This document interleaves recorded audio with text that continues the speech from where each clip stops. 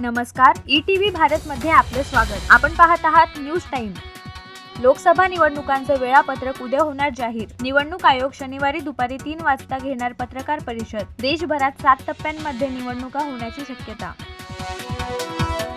गरिबांवर अन्याय होत असल्याने न्याय हा शब्द यात्रेत जोडला. पालघर येथील सभेतून राहुल गांधींची मोदी सरकारवर जोरदार टीका. भारत जोडो न्याय यात्रा मुख्यमंत्र्यांच्या बालेकिल्ल्यात दाखल.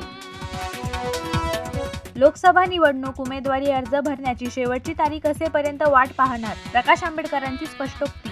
अन्यथा आमच्याकडे 48 जागांचा पर्याय. आंबेडकरांचा बदलला सूर. महाविकास आघाडीतील जागा वाटपाचा तिढा अजूनही कायम.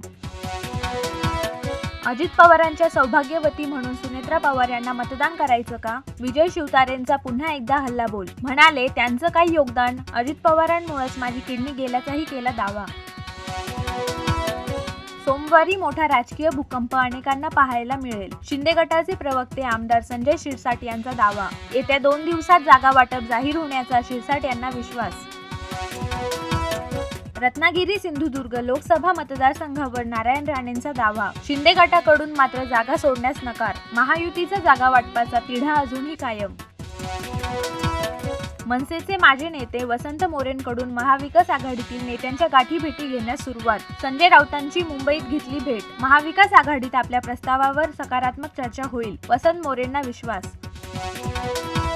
इलेक्टोरल बॉन्ड्सचा डाटा निवडणूक आयोगानं देऊनही सर्वोच्च न्यायालयानं SBIला फटकारलं. अल्फान्यूमेरिक माहिती सार्वजनिक करण्याचे न्यायालयाचे बँकेला आदेश. बॉन्ड्सच्या माध्यमातून कुणी कुणाला किती पैसे दिले ते स्पष्ट होणार.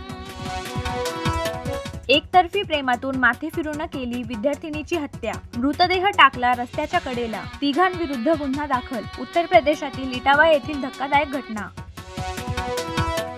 बिग बी अमिताभ बच्चन यांच्यावर कोकिलाबेन रुग्णालयात अँजिओप्लास्टी. पायातील नसेतून क्लॉट काढण्यासाठी अँजिओप्लास्टी केल्याची माहिती. प्रकृती स्वास्थ्यासाठी चाहत्यांनी केली प्रार्थना. न्यूज टाइम मध्ये आज इथेच थांबूया. अधिक माहितीसाठी लॉग इन करा etvbharat.com.